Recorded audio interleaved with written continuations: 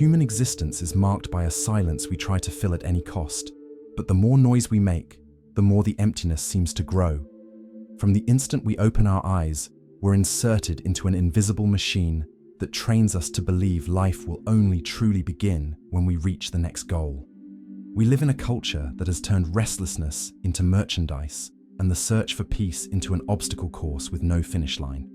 There's a deep structure operating behind the scenes of our consciousness, a social engineering that doesn't just seek to sell products, but to manufacture voids that can never be filled. We're the architects of a prison whose bars are made of expectations and whose chains are forged in the fire of a wanting that never goes out. The modern world doesn't just want your money, it wants your eternal dissatisfaction, because a satisfied man is a loss for the system that feeds on lack. Aldous Huxley, English writer and philosopher, saw this decades before it happened. In 1932, he published Brave New World, a novel many read as dystopian fiction, but which was, in truth, a prophetic manual. Huxley didn't describe a distant future. He mapped the inevitable trajectory of a society that discovered the most effective control doesn't come through force, but through infinite pleasure. In the world he imagined, people aren't oppressed. They're kept perpetually happy through constant consumption, synthetic drugs, and endless entertainment. Nobody rebels because nobody suffers enough to question. The main drug of this society is soma, a substance that eliminates any emotional discomfort instantly.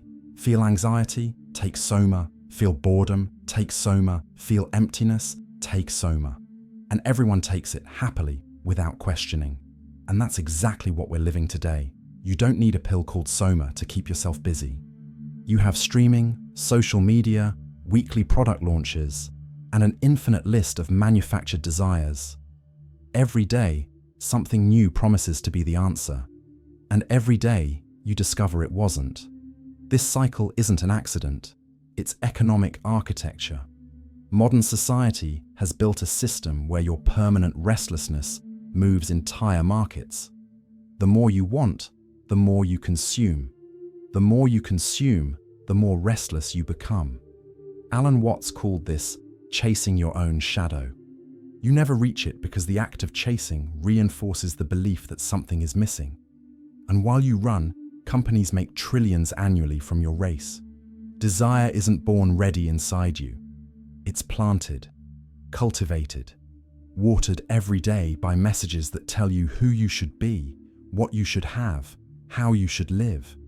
Since childhood, you've been taught that success means accumulating, that personal value is measured by possessions, that love is demonstrated with gifts. That identity is built through brands. None of this is natural, it's conditioning. And it works because it starts early, before you develop critical awareness to question. Eastern philosophy has always known this. Buddhism calls it tanha, the insatiable thirst that feeds suffering. Taoism speaks of wu-wei, acting without forcing, accepting the natural flow without resistance.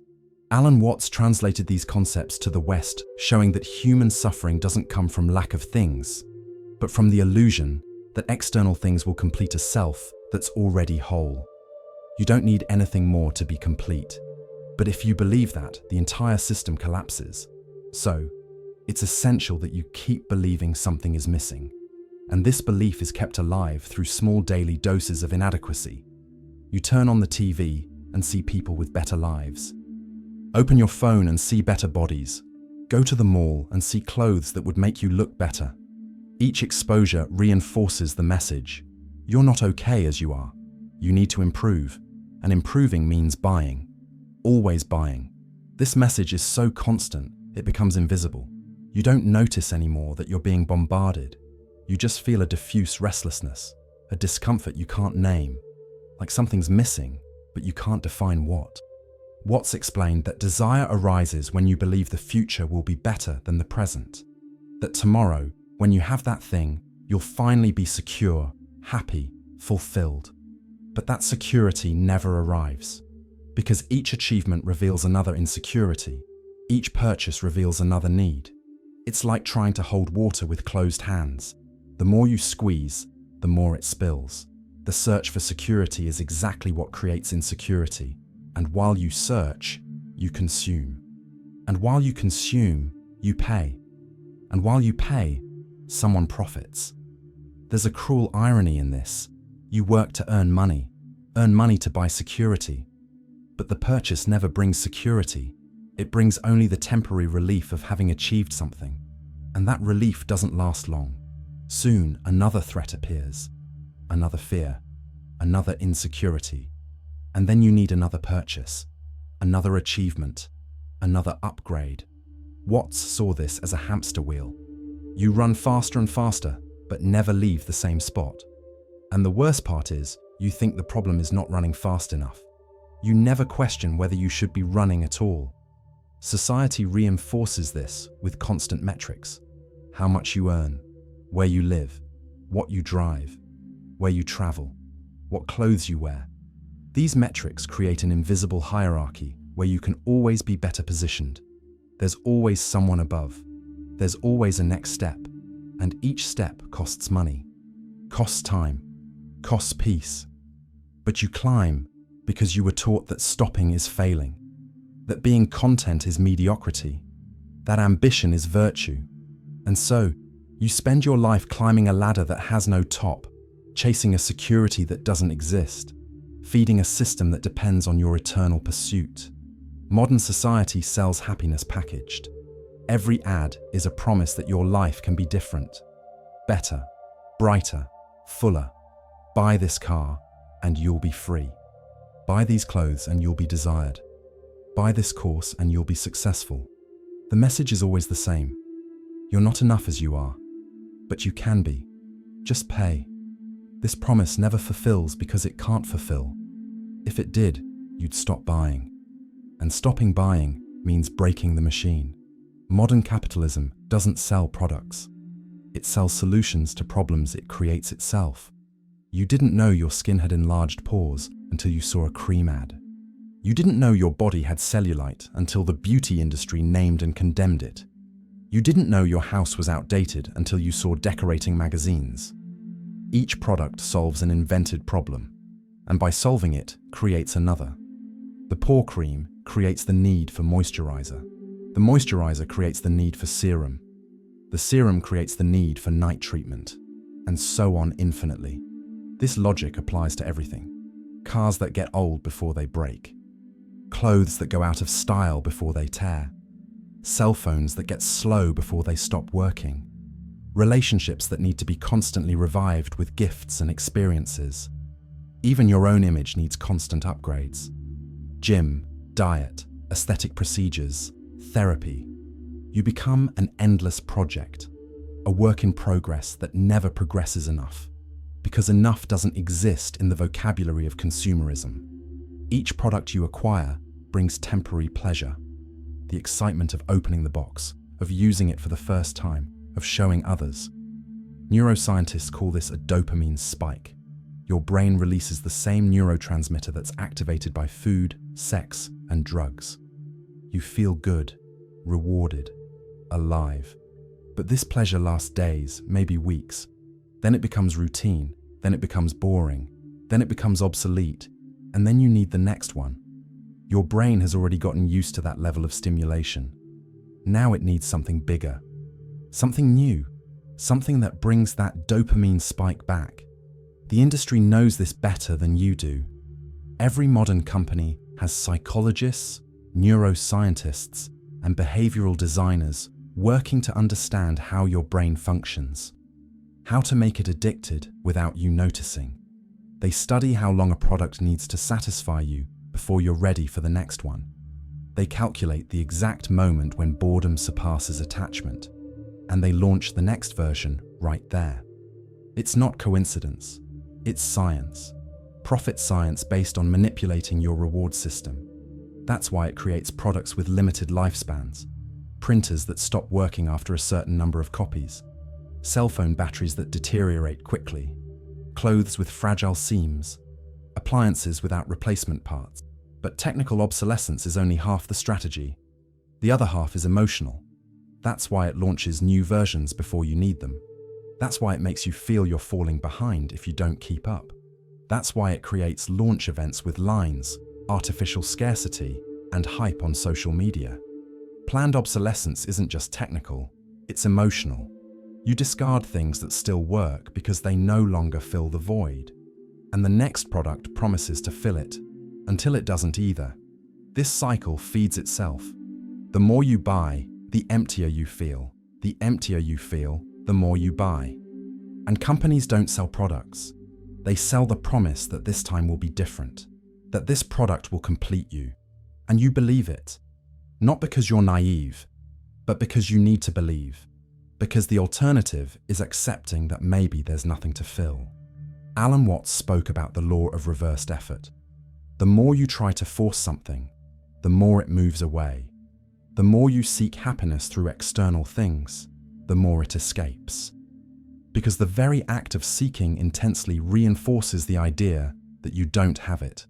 If you had it, you wouldn't need to seek it. So, the search itself is the confirmation of lack. And lack is what feeds desire. And desire is what generates profit. This cycle only breaks when you stop seeking, when you accept that life is impermanent, that everything passes, that nothing external will hold what is by nature fleeting. Think about how you sleep. When you try to force sleep, it doesn't come. The more you try to sleep, the more awake you stay. But when you relax, when you stop trying, sleep comes naturally. The same happens with happiness. The more you chase it, the more it moves away. Because happiness isn't something you conquer, it's something you allow. And allowing requires stopping, requires accepting, requires letting go. But letting go is terrifying for the ego, because the ego exists through seeking, through wanting. If you stop wanting, who are you? If you stop chasing, what's your purpose? These questions are scary because they reveal that much of your identity is built on lack. You're someone who wants something, someone who seeks something, someone who hasn't arrived yet. And there is always distant, always future, always dependent on one more thing. Accepting impermanence dissolves this. When you accept that everything changes, that nothing lasts, that all possession is temporary, you stop trying to hold on. And when you stop holding on, you start appreciating, not because things are yours, but because they're here, now, and soon they won't be. This isn't pessimism, it's realism, and realism liberates, because you stop living in the imaginary future where everything will be better, and you start living here, where life actually happens. Advertising doesn't sell products. It sells the idea of who you can become. A perfume ad doesn't sell scent. It sells seduction, mystery, power.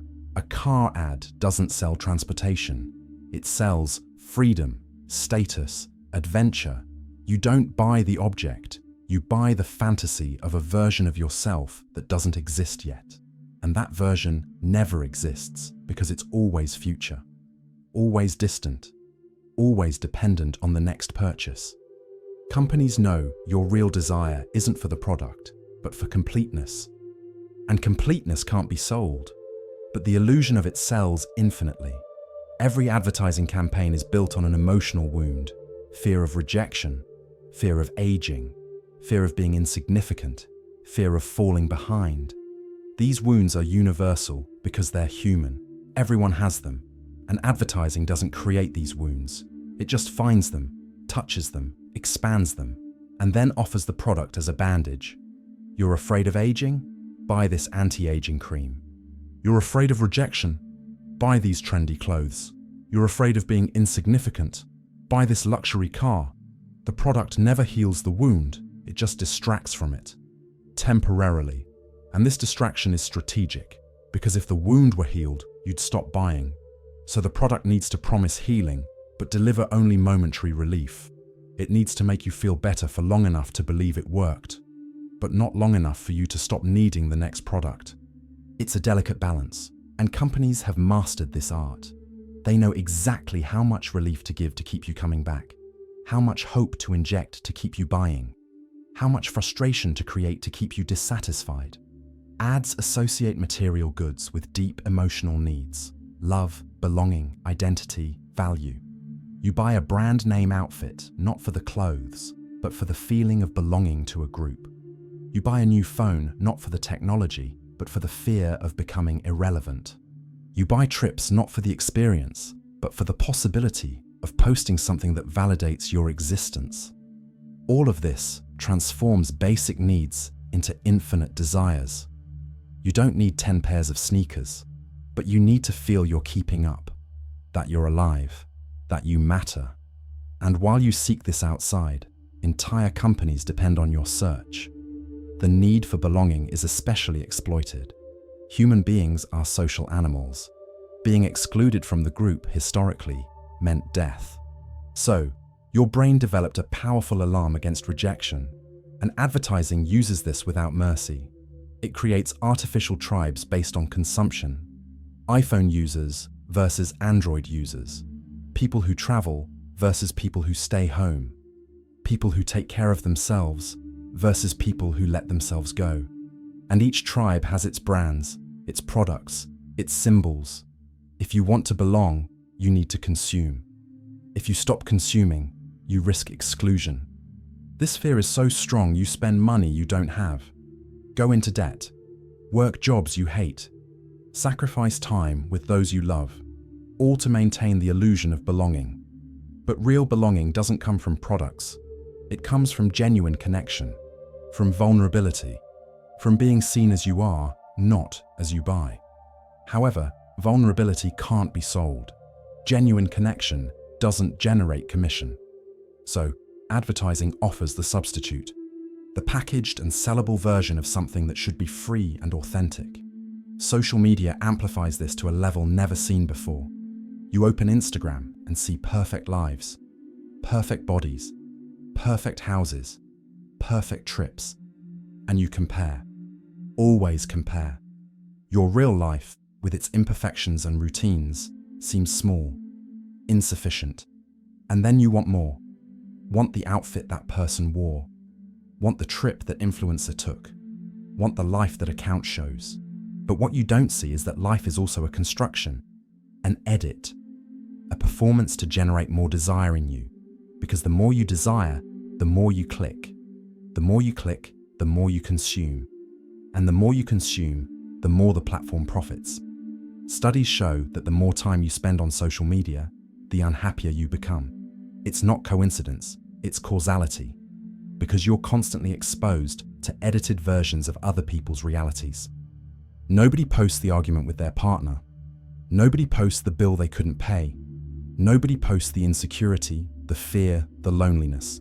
Everyone posts the best angle, the best moment, the best version. And you compare your real life with other people's edited lives. It's an unfair competition where you always lose. And this comparison isn't passive. It generates action, generates purchases. You see someone with a defined body and buy supplements. See someone on a paradisiacal beach and buy a trip. See someone with an organized house and buy organizers. Each post is a disguised ad. Each photo is a showcase.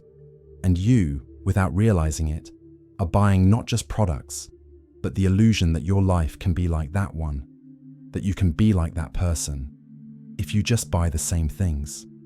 The infinite scroll wasn't created by accident. It was designed to keep you wanting more.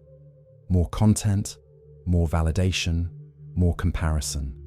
You never reach the end because there is no end. There's always another post, another video, another perfect life to envy. And while you scroll, algorithms learn what you desire and sell that data to companies that will show you personalized ads.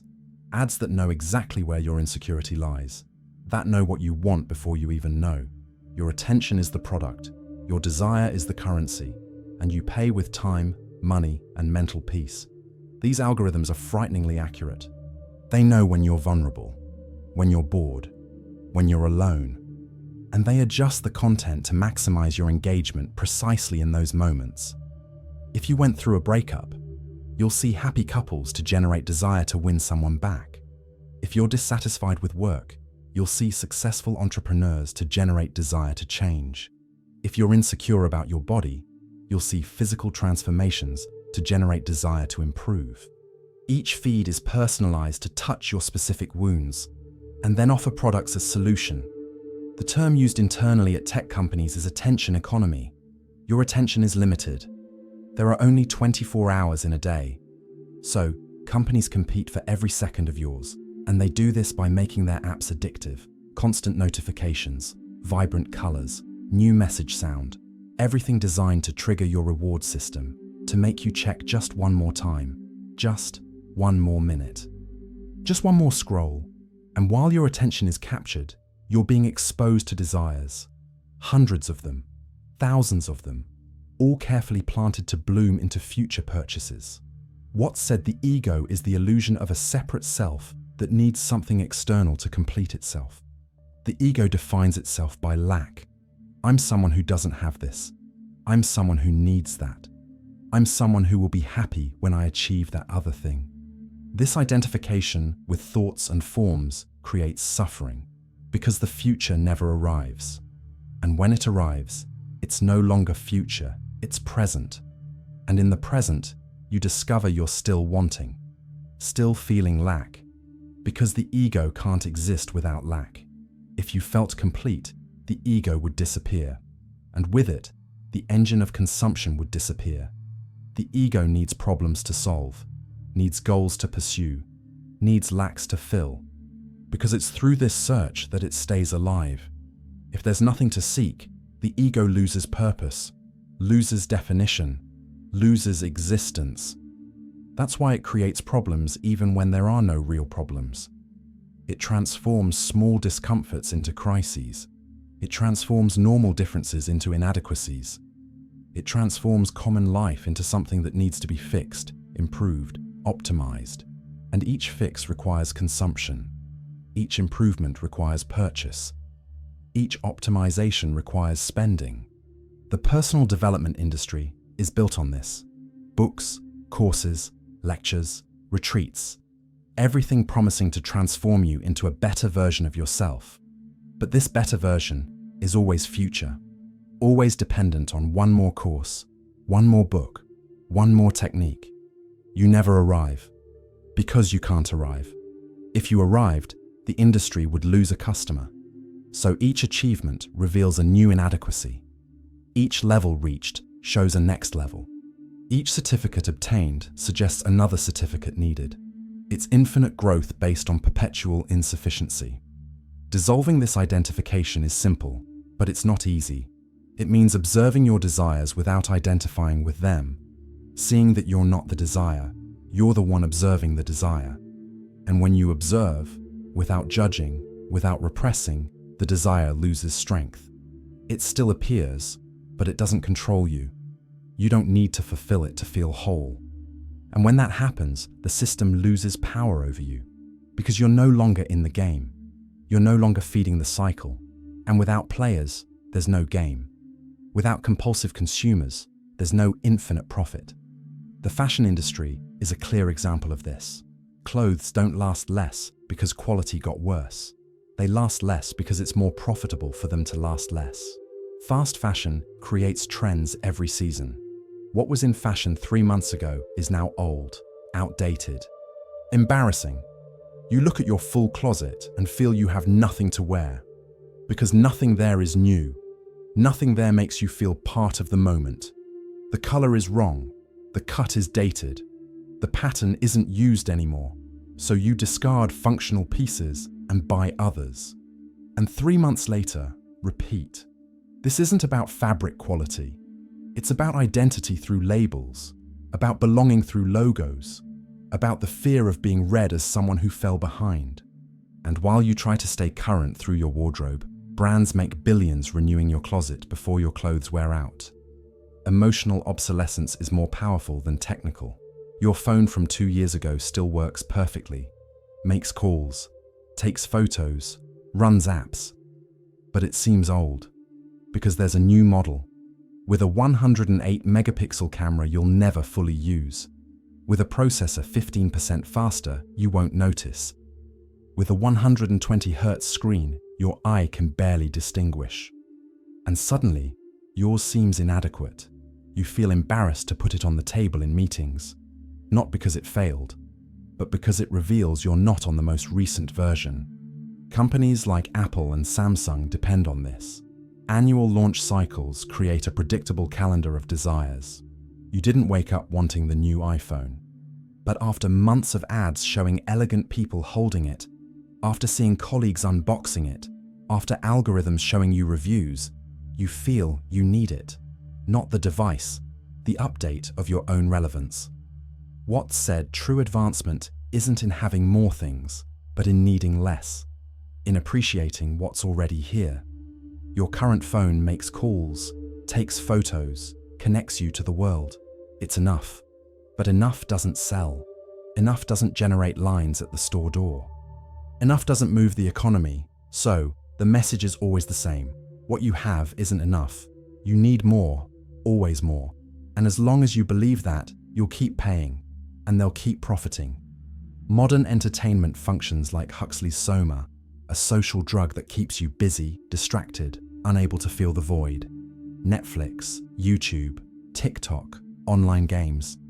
There's always one more episode, one more video, one more level. You never finish because there's nothing to finish. It's infinite. And infinite is addictive.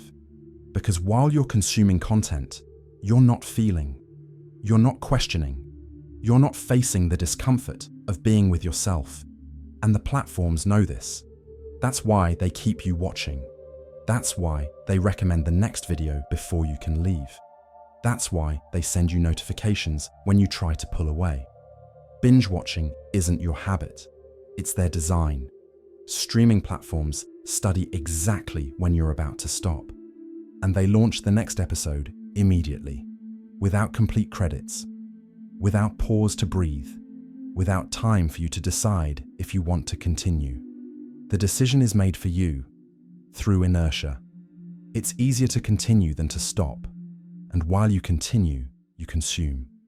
Hours, days, weeks of your life spent on stories that aren't yours, on lives that aren't yours, on problems that aren't yours, all to avoid feeling your own.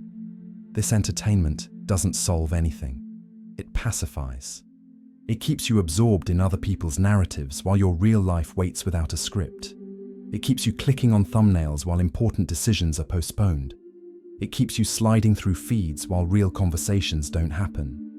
And you think you're resting, that you're having fun, that you're enjoying your free time.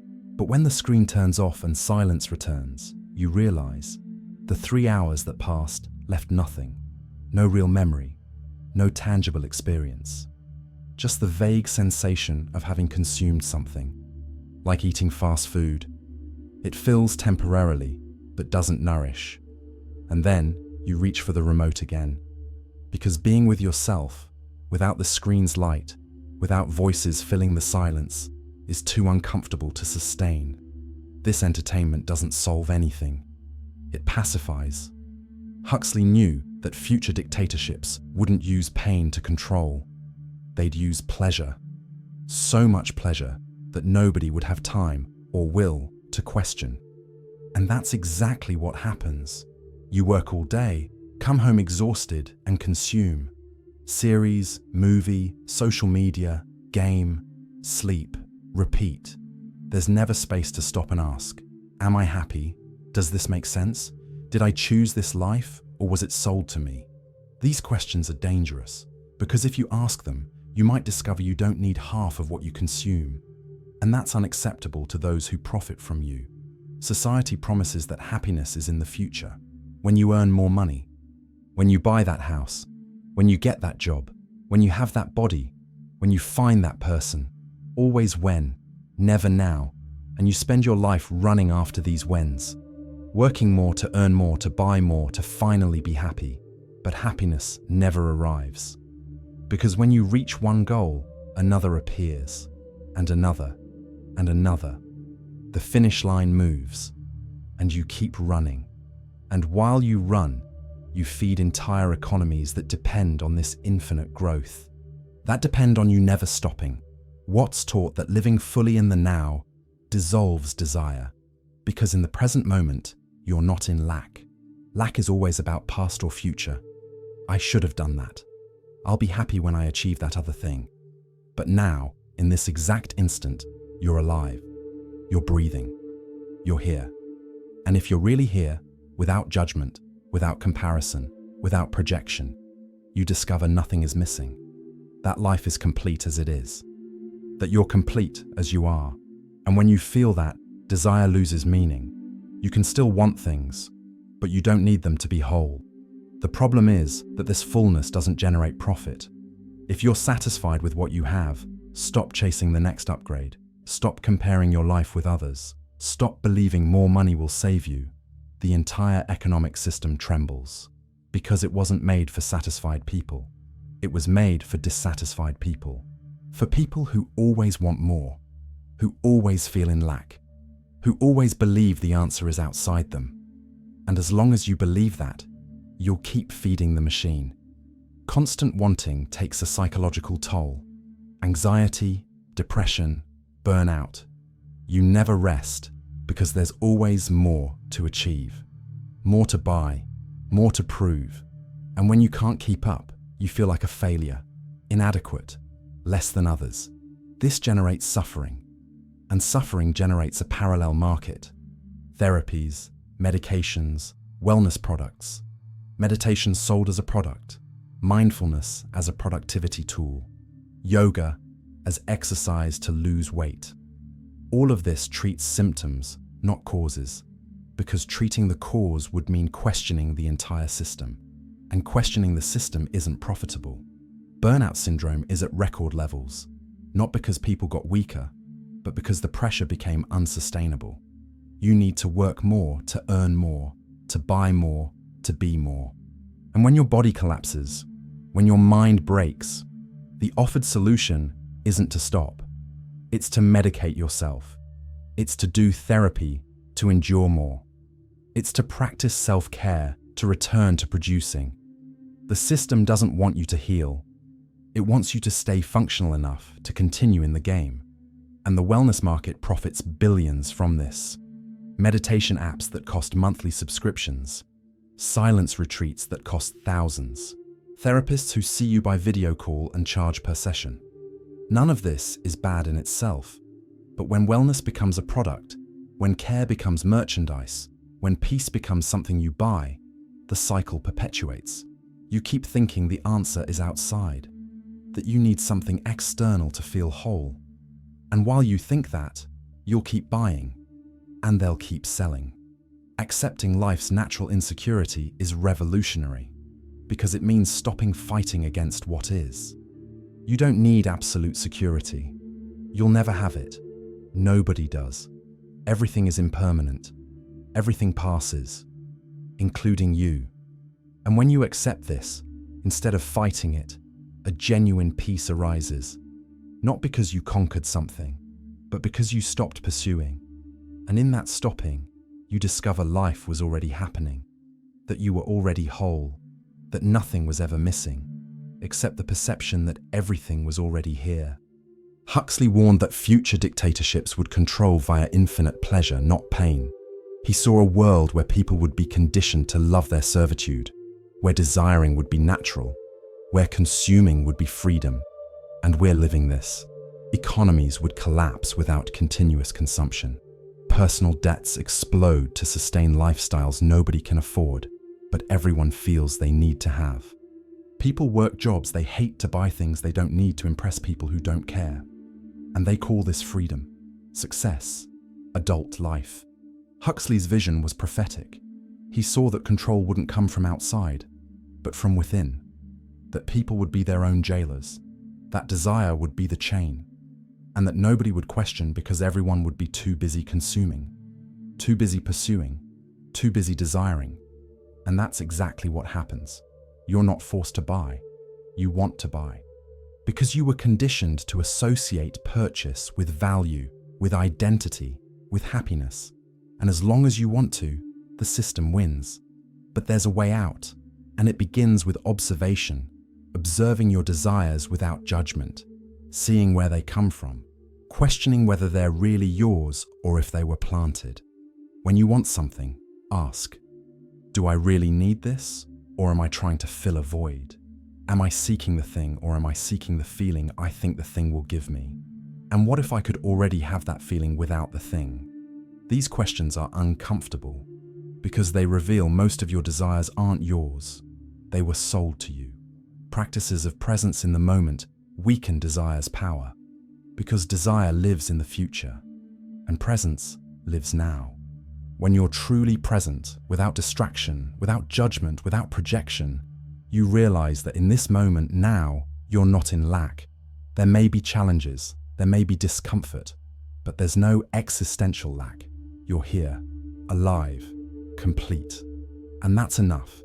It's not dramatic. It's not epic. It won't go viral on Instagram. But it's real. And real doesn't sell. That's why it's so rare. Questioning the self that wants is even deeper. Who is this self that desires? Where does it come from?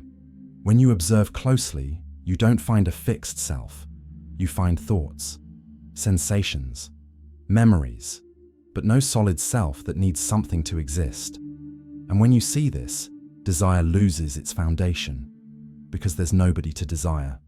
There's just life happening, and you, as part of it, also happening, without lack, without need for more, without needing to be different from what you are. This doesn't mean rejecting life. It doesn't mean becoming an ascetic or denying pleasure. It means appreciating without depending. You can enjoy a good coffee without needing the coffee to be happy, can enjoy a trip without needing the trip to validate your existence, can have things without being possessed by them. Freedom isn't in not having, it's in not needing. And not needing breaks the cycle. Because without compulsive need, there's no compulsive consumption. And without compulsive consumption, the system loses its power. Modern society profits while you feed infinite desire. Each dissatisfaction of yours is transformed into a sales opportunity. Each click of yours is transformed into sellable data. You're the product and the consumer at the same time. Your attention is auctioned to advertisers. Your browsing patterns are studied by algorithms. Your purchase history predicts your next needs. And in return, you receive promises. Promises that this product, this experience, this upgrade will be different from the previous ones. But the algorithms know. They have your data. They know you'll consume, be disappointed, and consume again. That's the model. And as long as you believe the promises, the formula repeats, and profits multiply. Freedom is in recognizing you're already complete, not because you conquered everything, but because nothing was ever missing. The search for completeness is what creates the sensation of incompleteness. And stopping the search isn't giving up. It's waking up. It's realizing you were chasing your own shadow, and that the shadow was never real. It was just the absence of light. And when you turn toward the light, the shadow disappears. Not because you fought against it, but because you stopped chasing it. Stopping chasing more breaks the cycle. And when you break the cycle, you discover a rich life in the present. Not in the future, not in the past.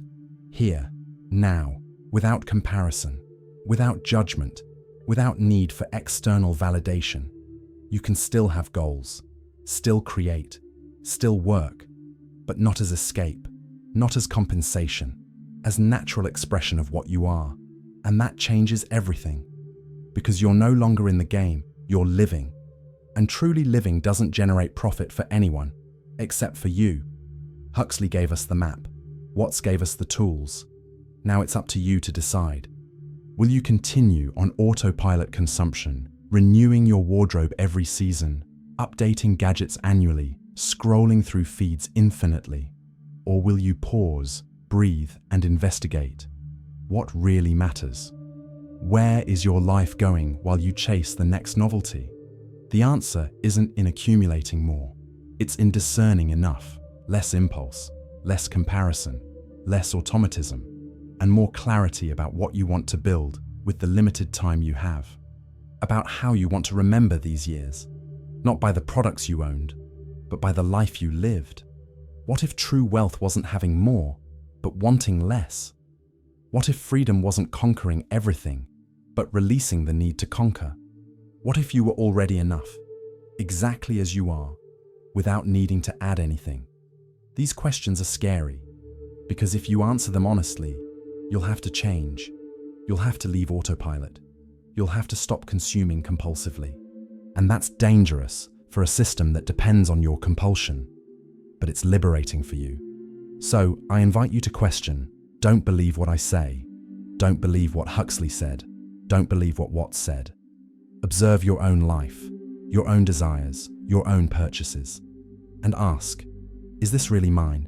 Or was it sold to me? If this video made you question something, if it made you stop and observe your own desires, leave your like.